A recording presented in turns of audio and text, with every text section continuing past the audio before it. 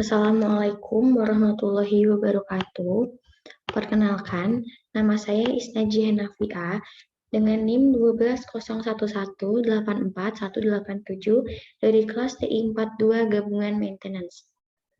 Pada kesempatan kali ini, saya akan memaparkan materi mengenai Education and Training.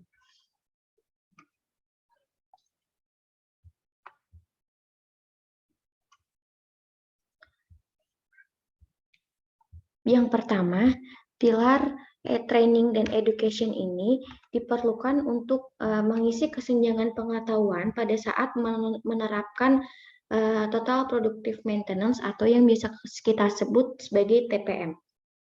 Karena seperti yang kita ketahui, kurangnya pengetahuan terhadap alat atau mesin yang dipakai dapat menimbulkan kerusakan pada peralatan tersebut dan menyebabkan rendahnya nilai produktivitas kerja yang akhirnya dapat merugikan perusahaan tersebut. Dengan pelatihan yang cukup, kemampuan operator dapat ditingkatkan sehingga dapat melakukan kegiatan perawatan dasar. Sedangkan teknisi dapat dilatih dalam hal meningkatkan kemampuannya untuk melakukan perawatan, pencegahan, dan kemampuan dalam menganalisis kerusakan mesin atau peralatan kerja. Selanjutnya, mengapa perlu adanya diklat? Yang pertama, setiap organisasi akan menghadapi adanya perubahan lingkungan. Perubahan yang dihadapi itu seperti globalisasi ekonomi, teknologi informasi, ilmu manajemen, dan tuntutan terhadap mutu. Dari perubahan tersebut terdapat adanya dampak 3C. C yang pertama adalah customer. Jadi customer itu memegang kendali penuh. Yang kedua adalah competition.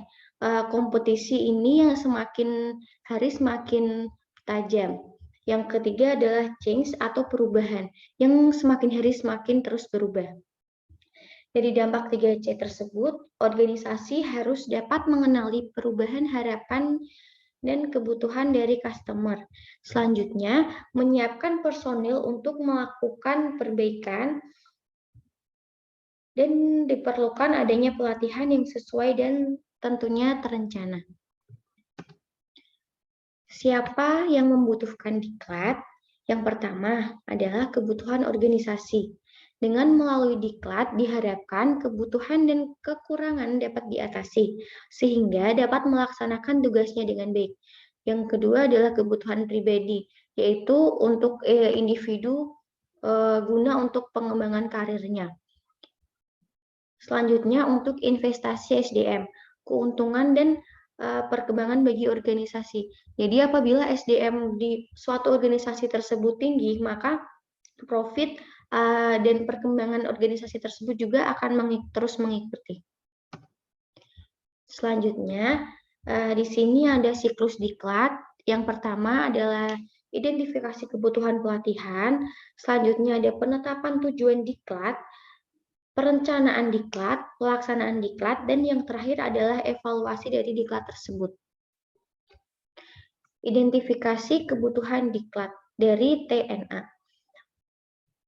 Upaya ini untuk mengetahui dan mengumpulkan adanya masalah, data, fakta, dan informasi mengenai siapa sih yang perlu dilatih, pelatihan apa, dan kemampuan apa yang perlu dilatih, mengapa perlu dilatih. Selanjutnya, apa saja sih faktor pendukung yang diperlukan untuk diklat ini, materi mana saja yang dapat kita pelajari secara individu, dan keuntungan yang akan diperoleh lainnya. Selanjutnya di ruang lingkup TNA. Ruang lingkup TNA itu ada 4. Yang pertama, identifikasi kebutuhan pelatih. Yang kedua, identifikasi perilaku pekerjaan.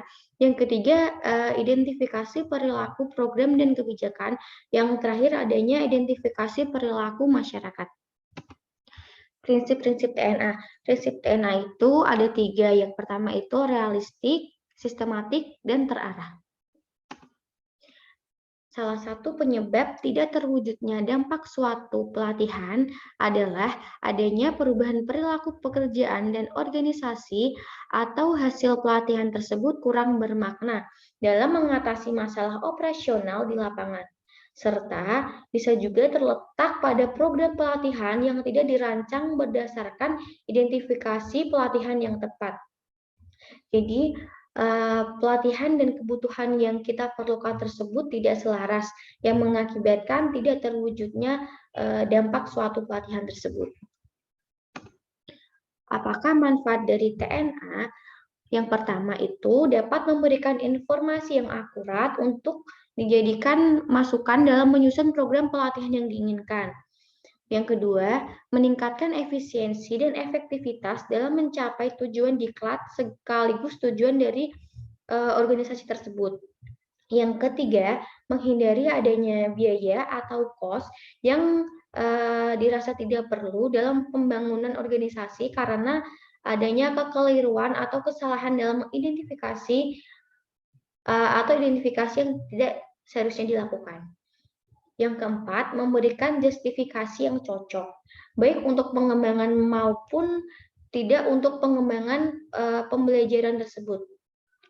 Yang selanjutnya ada memudahkan dalam merencanakan suatu program pelatihan yang benar-benar dibutuhkan oleh organisasi tersebut. Karena identifikasi kebutuhan merekomendasikan solusi yang tepat dan sesuai. Bagaimana sih langkah-langkah penentuan TNA? Yang pertama itu, kita harus mengidentifikasi dan menggambarkan kesenjangan pelaksanaan kerja atau kesenjangan pengetahuan, keterampilan, dan dibandingkan dengan standar yang sudah dimiliki. Yang kedua adalah menentukan penyebab kesenjangan tersebut.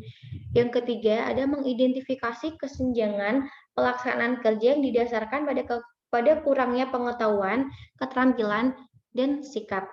Yang keempat, ada rekomendasi dari solusi. Yang kelima adalah menggambarkan tentang peran atau pelaksanaan tugas tersebut.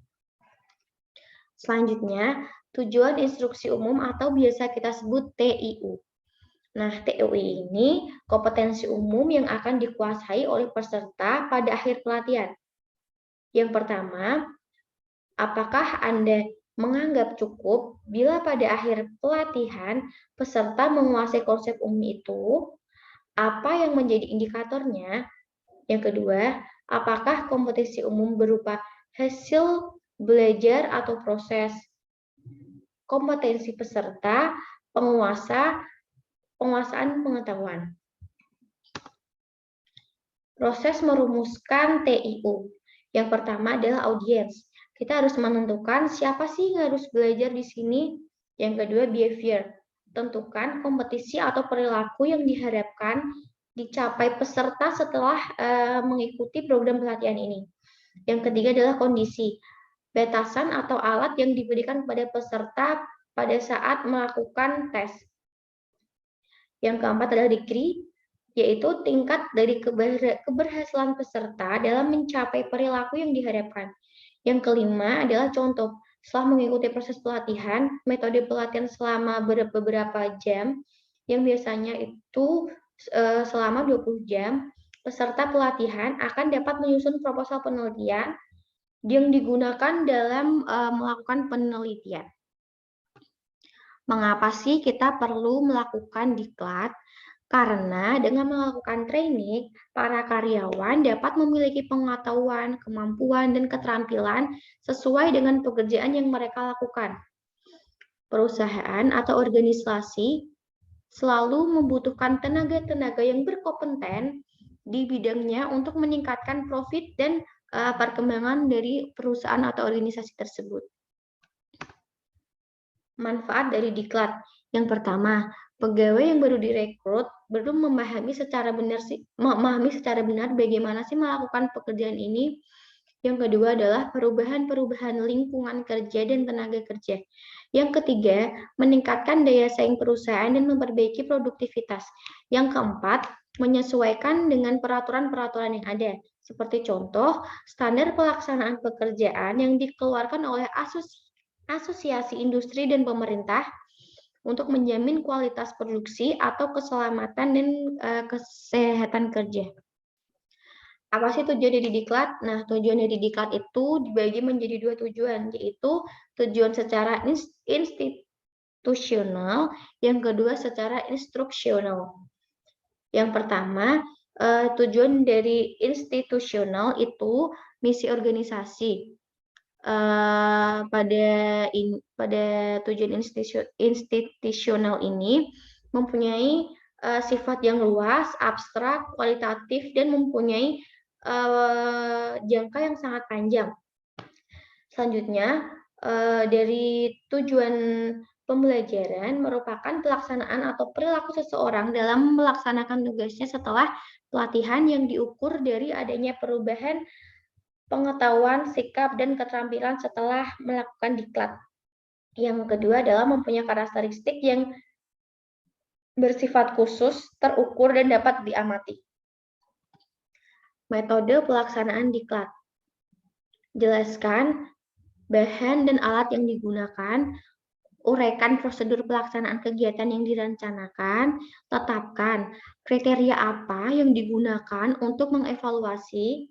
Selanjutnya, rencana pengolahan dan analisa data terkait evaluasi program, rencana penggunaan teknologi atau tools yang lain akan digunakan. Persiapan administrasi diklat itu meliputi mempersiapkan kepanitiaan, itu merupakan hal yang paling utama sebelum dilakukan diklat.